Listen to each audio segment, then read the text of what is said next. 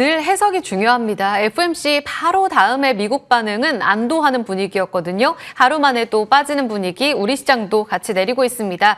포인트 우리가 놓친 게 있을까요? KB증권 임재균 연구위원과 이야기 나눠보겠습니다. 어서 오세요. 예, 안녕하세요.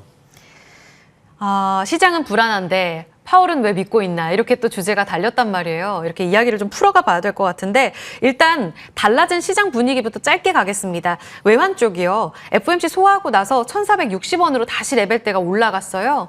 달러 최근 약달러였잖아요. FOMC 영향입니까?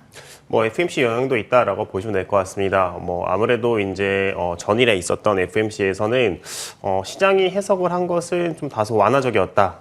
시장이 걱정했던 부분은 관세 정책으로 인해서 물가 우려가 굉장히 높아지게 되면은 이런 부분들이 좀 연준의 금리 인하를 지연을 시키지 않을까라고 생각을 했었는데 일단은 점도표상에서는 2회 인하가 유지가 됐고요. 거기에 플러스 깜짝 QT 규모 축소가 이뤄지다 보니까는 이런 부분들이 이제 완화적으로 해석이 됐습니다만 전일 같은 경우는 조금 이제 좀 상당 부분 완화적으로 해석된 부분에 대해서 좀 반작용으로 차익 실현 매물들이 나오면서 달러 같은 경우도 조금 강세를 보이고 금일 오늘 한국 장에서도 이제 원화는 오히려 이제 1,460원을 뚫고 올라간 상황이다라고 보시면 될 것 같습니다. 네, 저희는 당분간 원화 입장에서 봤을 때 원화가 1,400원을 뚫고 내려가는 거는 조금 쉽지는 않은 상황이다라고 보고 있는데 왜 그러냐면은 일단 환율 입장에서 봤을 때 국내의 정치적 불확실성도 존재하는 상황에서 트럼프 대통령이 계속해서 언급을 하고 있는 것은 관세 정책입니다. 우리나라 같은 경우는 수출 중심의 국가인 상황이다 보니까는 이 트럼프의 관세에 따라서 경제 그리고 환율이 민감하게 움직일 수밖에 없고 이런 것들이 국내 환율 시장을 그러니까 원화를 강하게 끌어내리는데 굉장히 조금 제약 요인으로 좀 작용하고 있다라고 보시면 될 것 같습니다. FOMC 나오고 나서요. 성명서만 봤을 때는 애매한데? 불안하게 보나? 근데 파월 기자회견은 안도했다. 이런 반응이었어요. 좀 애매하다라는 시장 해석이 있던데 위원님 어떻게 보셨어요? 파월 입장에서는 저희가 봤을 때 이번에 가장 중요하게 생각을 했던 거는 과연 경기 침체 우려를 어떻게 좀 해소를 시켜줄 수 있을까? 왜 그러냐면은 최근에 한 달 동안에 좀 시장의 분위기를 보면은 트럼프 대통령 빨 이렇게 관세 정책으로 인해서 경기 침체 우려가 굉장히 높아진 상황이거든요. 그렇죠. 그런 것들이 금융시장, 주식이라든가 금리에도 반영이 됐는데 이 부분을 어떻게 해소를 하는지가 좀 가장 키포인트다라고 생각을 했었고 그런 부분들에 대해서 좀 잘 대응을 하신 것 같아요. 예를 들면은 소프트 데이터와 하드 데이터. 그러니까 이게 소프트 데이터가 뭐냐면은 심리 지수입니다. 그러니까 예를 들면 경제 지표가 있는데 사람들한테 물어보는 거죠. 경기가 어떻게 될 것 같아요? 이렇게 물어보는 거를 소프트 데이터라고 하고 있고 이거는 최근에 굉장히 빠르게 하락하고 있어요. 그러다 보니까는 사람들의 심리가 안 좋아지고 있으니까 향후에 경기가 안 좋아질 거야. 근데 실물 데이터, 저희가 보통 하드 데이터라고 하는데 이런 것들은 카드 사용액, 실제로 지출이 나오고 있는 이런 것들인데 이거는 강하다라고 언급을 하고 있고요.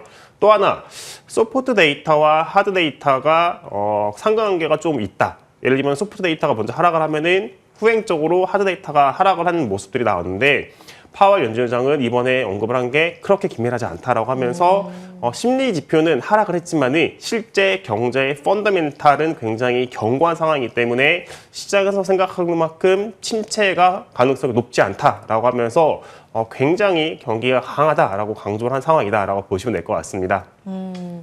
아까 깜짝 QT 축소, 그러니까 QT 완화 이야기를 하셨잖아요. 예상 밖으로 꽤 빠르게 나왔다는 해석이었어요. 그럼 그 배경은 지금 파월은 안도하는 멘트를 했지만 결국 이걸 걱정하기 때문에 한 거 아니야? 이런 생각에 연결고리가 가능하지 않습니까? 예, 맞습니다. 연준 파월 의장 입장에서 경기가 굉장히 강한 상황이다라고 언급을 하고 있고 그래서 조금 이제 금리의 정책에 대해서는 좀 시간을 갖겠다라고 하고 있는 건데 이번에 깜짝 QT를 발표를 했습니다. 실질적으로 이번에 QT 규모가 축소될 수도 있다라는 전망이 있긴 했지만은 그 전망을 제기하는 그런 확률로 봤을 때는 굉장히 낮았고 대부분이 이제 90% 정도가 2분기 이후에 연준이 QT 규모를 줄이지 않을까라는 전망이 나왔는데 이번에 발표를 한 거죠. 깜짝 축소인 건데 그러면 저희가 생각을 해봐야 되는 거는 왜 이 시점에 연준이 시장의 예상과 다르게 빠르게 발표를 했는지를 좀 생각을 해봐야 되는 것 같아요. 그 대답은 사실은 파월 연준 의장이 이미 다 좀 밝힌 상황이다. 결국에는 2018년 때 연준이 QT를 했을 때 좀 생각보다 빠르게 허겁지겁 종료를 한 감이 있거든요. 왜 그러냐면은 QT를 진행을 하면서 이제 은행들의 지급 준비금이라고 해서 요 이제 유동성 항목이라고 하는데요. 요게 빠르게 축소가 되다 보니까는 단기 자금 쪽에 문제가 생겼고 연준이 생각보다 빠르게 종료를 했습니다. 근데 이번에는 그런 문제를 만들지 않겠다. 축소를 조금 하면 조금 할수록 더 길게 할 수 있다라고 보시면 될 것 같고, 또 하나가 이제 미국에서 9월 말까지 부채 한도 협상 타결이 아직은 되지는 않았습니다. 예산은 9월 말까지 통과가 됐지만은 부채 한도 부분이 해결이 되지 않은 상황에서 부채 한도에 따라서 이 지급준비금이 유동성이 좀 등락이 큰 수가 있는 리스크가 있는데, 이 부분에 대해서 사전적으로 조금 연준이 대응한 상황이다라고 보시면 될 것 같습니다. 여러 가지 배경은 있었습니다만 일단은 조금 불안하게 보는 요인들도 있다. 파월이 이번에 통화 정책이 좋은 위치에 있다. 그러니까 우린 언제든지 대응할 수 있어. 그러니까 기다려줘. 이런 멘트입니까? 어떤 시그널로 시장 해석해야 될까요? 여러 가지 이제 불확실성은 존재하지만은 여전히 이제 경제의 펀더멘탈, 앞서서 말씀드린 것처럼 최근에 경제지표 경기 침체에 대한 우려가 높아진 것은 다 심리상의 부진인 거지 실제 경제 데이터는 강하다. 그러니까는 우리는 기다리겠다라고 좀 대응을 했고요. 근데 여기에서 또 이제 파월 의장이 언급을 한 게 하드 데이터, 그러니까 실물 경제 데이터를 우리는 굉장히 면밀하게 관찰을 하고 있다. 그리고 고용 시장에 대해서도 지금은 강한데 약해질 수 있는 이런 문제점 그리고 지표에 대해서 면밀하게 확인을 하고 있다라고 언급을 했습니다. 이게 무슨 말이냐? 지금 당장 연준은 기다릴 거야. 왜? 우리 경기는 강해. 근데 만약에 문제가 생겨서 진짜 침체에 대한 신호가 실물 경제에서 확인이 되면은 우리는 빠르게 대응하겠다라는 게 이번 연준의 스탠스라고 보시면 될 것 같습니다. 그래서 안도를 했군요. 근데 하루 만에 또 시장이 불안해져서 여러 가지로 나온 내용에 따르면 금요일에 미국 옵션 만기여서 그렇다. 관세 때문이다. 이야기가 많습니다. 결국은 이번에 연준도 지금 4월 2일 상호관세 이전에 나온 회의인 거잖아요. 물론 트럼프 취임 이후에 첫 회의였기 때문에 의미는 있었습니다만 관세 영향은 좀 미미한 순간이어서 불안합니다. 말씀해 주신 내용에 따르면 대응 가능한 영역 속에서 관세 불안까지 더해졌을 때 그 다음은 어떤 시나리오가 있을까요? 아무래도 이제 관세가 그러니까 미국 경기에 미치는 영향은 크게 두 가지일 것 같아요. 물가는 일단 올라갑니다. 네. 물가는 올라가고요. 경기는 내려가는 거죠.